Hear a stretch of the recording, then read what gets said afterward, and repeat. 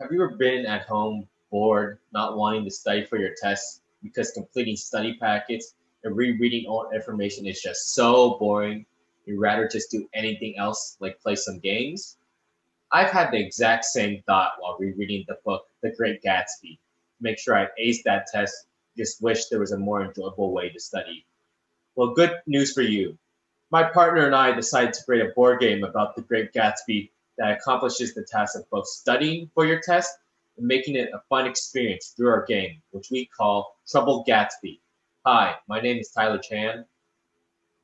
And my name is Aaron Abraham, and we are both St. Francis scholars who are also part of NHS, so you know you can trust us in our product. We are here to present our game Troubled Gatsby and are going to talk about why it is a great investment to purchase. Let's first look at the statistics on why we decided with the board game as a way to make studying a more enjoyable experience. Although board games had a slight decrease in popularity before 2000 because of the introduction of the internet and new technology, physical board games have been on a rise since 2000, and we feel it is important to get on the trend and release our own board game, Trouble Gatsby. But why should you buy our game? Board games, including ours, increases brain functions because playing them stimulates areas in your brain that are responsible for forming memories and complex thought processes. Our game will challenge the player's knowledge on the book The Great Gatsby through the questions asked at each tile. Consequently, a greater understanding of the book develops. To add on, Troubled Gatsby also allows for social interaction, whether it's with friends, family, or even teachers. Especially in today's climate, there's limited social interaction because of the stay at home orders. However, through Trouble Gatsby, we can unite people again by having a fun online interactive game. Competition fuels growth, and in this case, the competition fuels a thorough comprehension of the book. In addition, this game aids the process of studying by making studying fun. These questions will be ones you won't forget because of how fun the game would actually be. Because of these hard times, we decided to make our game fully virtual by programming it. And since we are both in the engineering program as well, you can be assured that this is a top quality game. Our goal with this game and what it is all about is not only to test your knowledge of the Great Gatsby, but also to help you to understand more about its characters and symbolism.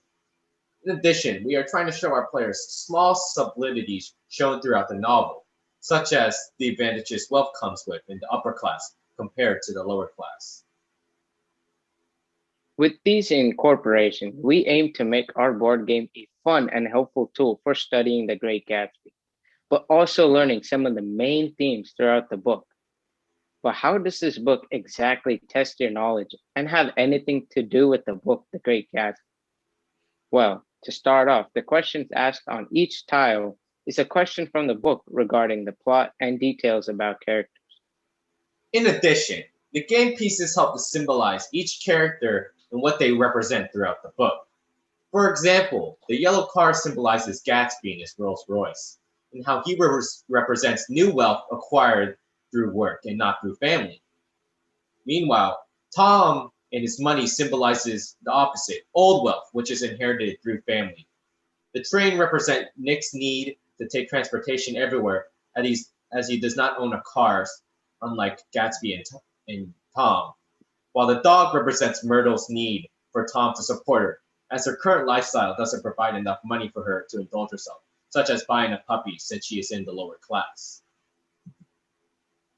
Now, I am sure at this point you are debating whether or not to get our game, so let me explain the basic rules. You roll a 6 to get out of the home base, except if you are Tom or Gatsby, in which you would have to roll a 4 to a 6 to get out. Whoever can get out first goes first in the game, and whoever gets out second goes second, etc.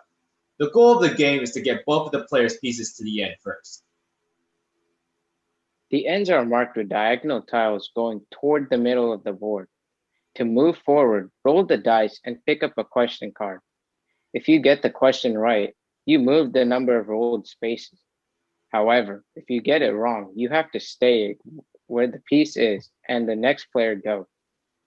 If you land on the same square as another piece, you send the piece you overtook back to its home, except if it just got out of its own home. Now, let's go watch some gameplay of our game.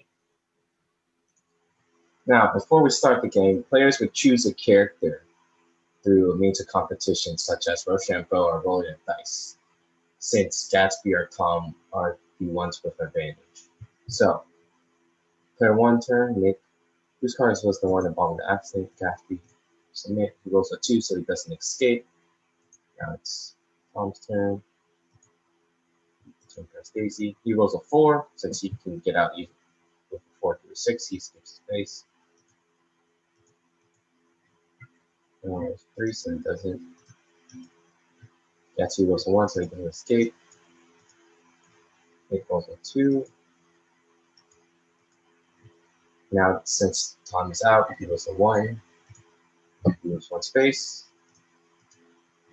Rolls a 2. He rolls a 4 so he gets out. I think you get the idea. And so before I show different aspects of our game, I'm going to switch to a version without any questions so I can quickly move throughout the board. Now that I've switched to a version without any questions, let's continue. So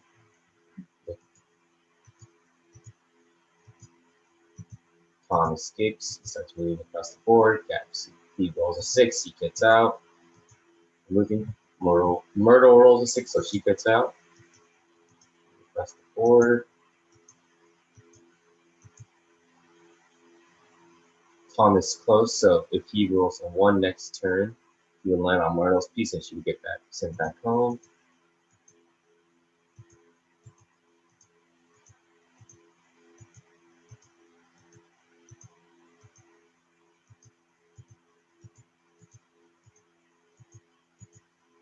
Moving. Gatsby is getting closer to space. He rolls a 6, so he moves here. Now, since he's made a full loop and he's approaching his home base, he will need to roll a 2 or a 3 to make it to his home base, or he can roll 1 to get closer. He rolls a 4 to a 6. He skips his turn. It gets out finally. Lucky for him. Gatsby rolls a 2, so he lands on his home base, and now he can start rolling to get his second piece out of his home base. Ooh. Tom rolls a 3 and lands on Nick's piece, so he gets sent back to his home base. Sad for getting out. Unlucky for Nick. And now he has to roll to get out again.